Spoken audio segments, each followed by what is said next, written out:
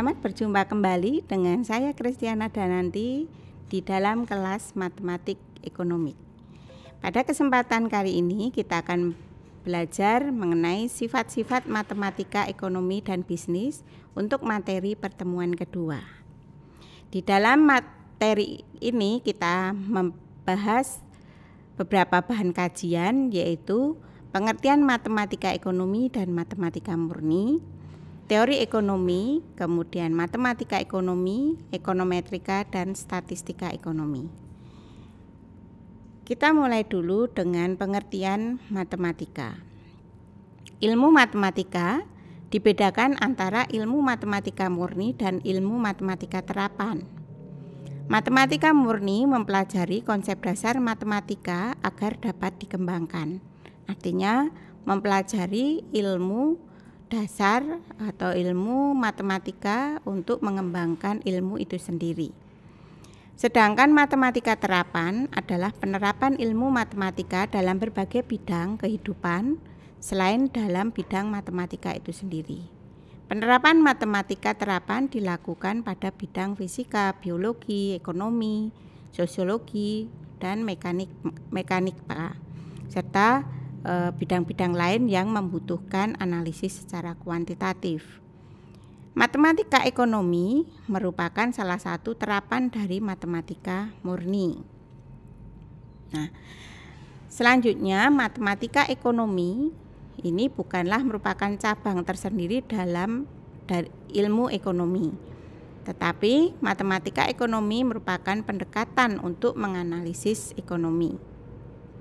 Dalam matematika ekonomi terdapat simbol-simbol yang menjelaskan permasalahan ekonomi, sedangkan matematika murni memiliki simbol yang mewakili konsep yang abstrak dengan sifat-sifat yang dimilikinya ditentukan dengan definisi.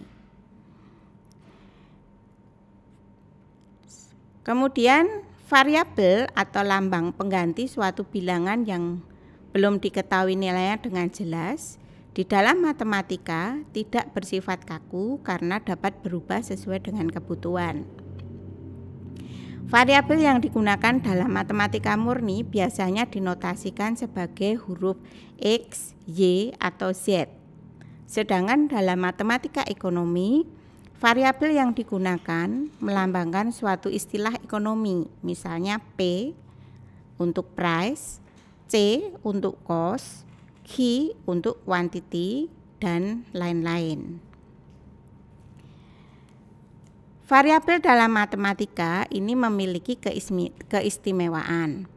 Untuk matematika ekonomi mengenai penggambaran sumbu harga dalam bidang kartesius, yaitu P digambarkan pada sumbu vertikal, yang seharusnya pada sumbu horizontal jika mengikuti aturan matematika murni, karena P adalah variabel bebas.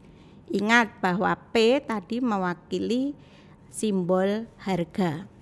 Nah, harga itu di dalam dunia nyata itu merupakan variabel bebas yang nilainya ditentukan oleh data dari harga suatu produk itu sendiri. Nah, variabel bebas ini biasanya dinotasikan sebagai X, tetapi di dalam bidang kartesius ini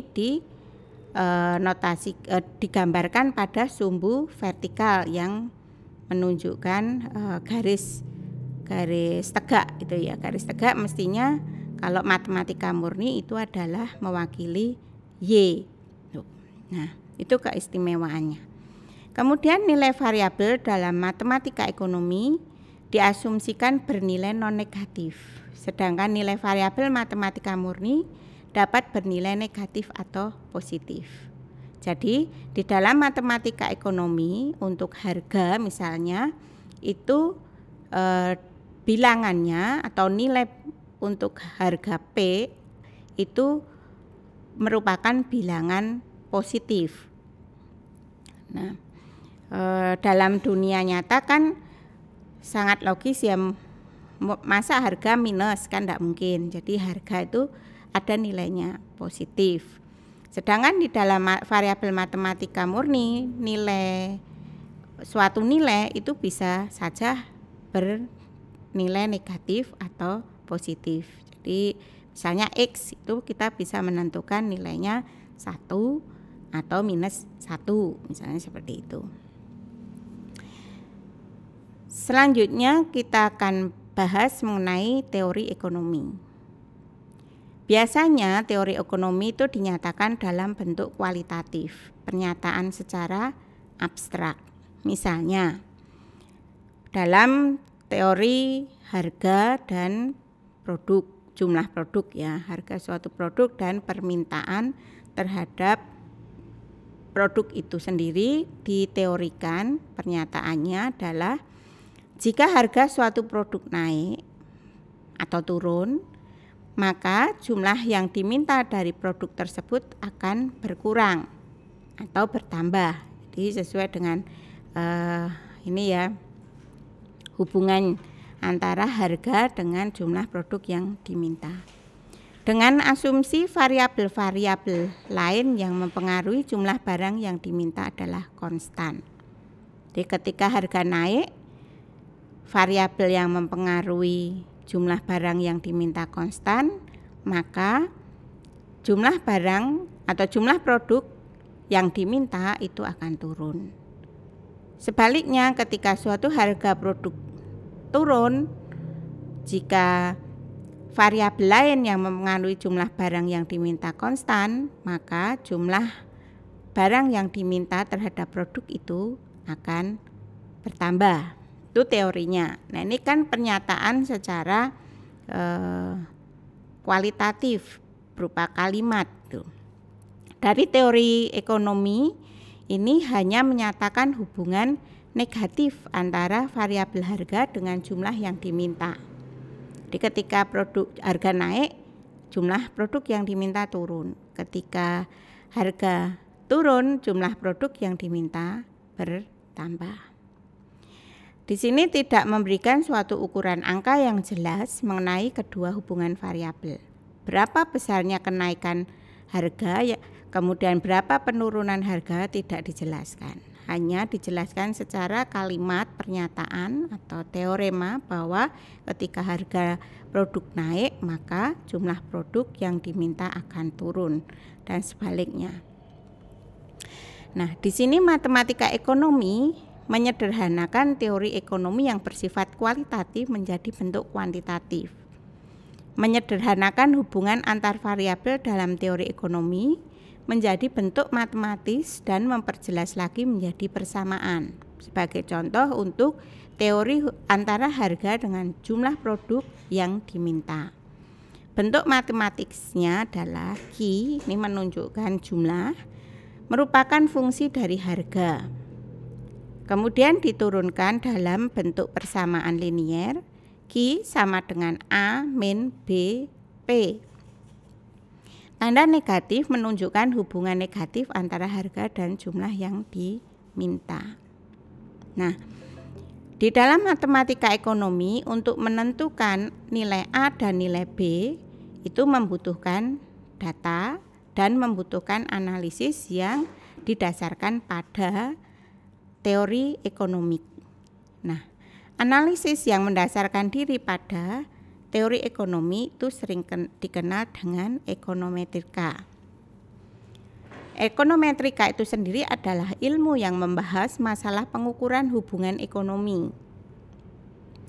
Ekonometrika adalah ilmu yang mencakup teori ekonomi, matematika, dan statistika dalam satu kesatuan sistem yang bulat, menjadi suatu ilmu yang berdiri sendiri dan berlainan dengan ilmu ekonomi, matematika, maupun statistika.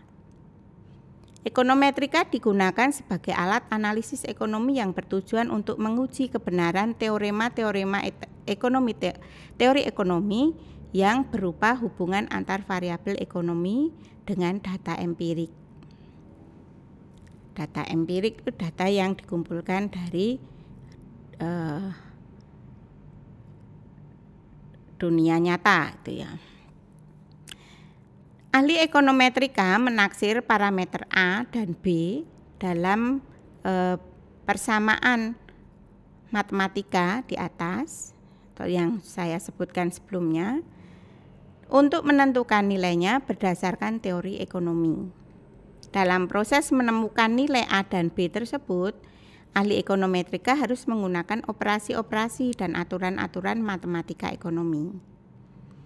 Dalam proses menemukan nilai A dan B, ahli ekonometrika membutuhkan data variabel harga dan variabel jumlah yang diminta, yang dicari oleh ahli statistika ekonomi. Jadi, dalam menemukan nilai A dan B, itu ahli ekonometrika membutuhkan data variabel harga yang diamati dan variabel jumlah yang diminta dalam periode pengamatan. Nah, ini tentunya dikumpulkan oleh ahli statistika ekonomi. Nah, statistika ekonomi itu sendiri adalah ilmu yang mengumpulkan, menata, menyajikan, menganalisis dan menginterpretasikan data menjadi informasi untuk membantu pengambilan keputusan yang efektif dalam bidang ekonomi. Di sini ahli statistika ekonomi membutuhkan pengetahuan matematika ekonomi untuk dapat melakukan tugasnya. Jadi untuk mengumpulkan data itu objeknya apa, kemudian di mana akan dikumpulkan, berapa banyak produk yang diamati sebuah atau beberapa jenis produk yang diamati. Kemudian ketika menata, mengumpulkan dalam tabel itu dikelompok-kelompokkan, kemudian dalam menyajikan, disajikan dalam tabel, dalam grafik. Nah, ini membutuhkan keahlian matematika untuk menghitung, membuat analisis itu misalnya ukuran tendensi pusatnya, menghitung rata-rata, median, modus, dan menghitung sebaran, misalnya mencari nilai variansi, mencari standar deviasi dan sebagainya, itu perlu menghitung. Nah, untuk menghitung itu membutuhkan pengetahuan matematika untuk aturan-aturan menjumlah, membagi, mengkalikan dan sebagainya, membuat akar. Nah, jadi kesimpulannya, walaupun ekonometrika, statistika ekonomi, dan matematika dipelajari secara terpisah, tetapi ketiganya memiliki keterkaitan satu dengan yang lain, berkaitan dengan mengkuantitatifkan teori ekonomi yang bersifat kualitatif.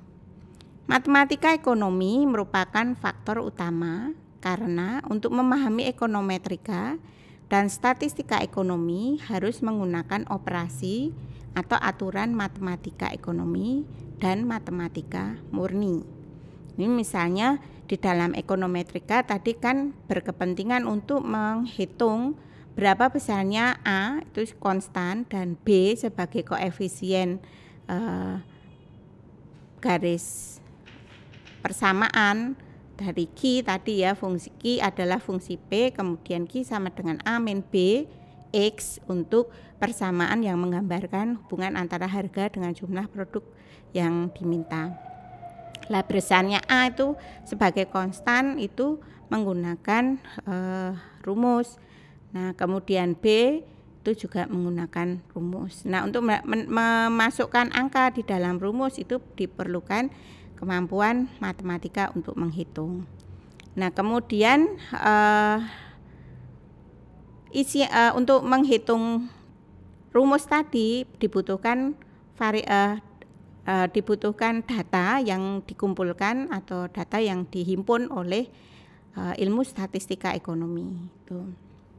Jadi ketiganya ini merupakan suatu ilmu yang berkaitan satu dengan yang lainnya.